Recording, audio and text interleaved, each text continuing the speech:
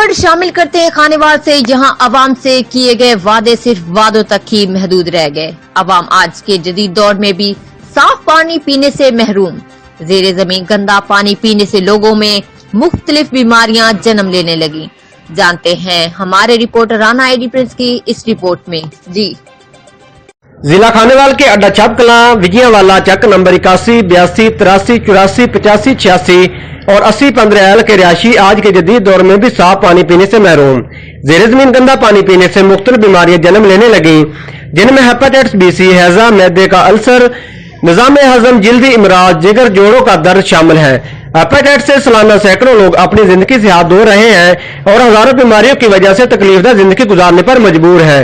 حلقہ کے عوامی نمائندوں نے عوام سے کیے گئے وعدے پورے نہ کیے، وعدے سے روادت تک ہی محدود رہ گئے۔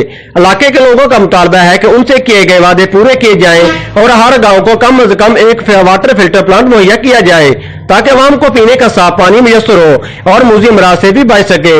رانا ایڈی پرنس، جیو ایکسپریس نیوز، اڈا چھاپ کلاں، خانیوال۔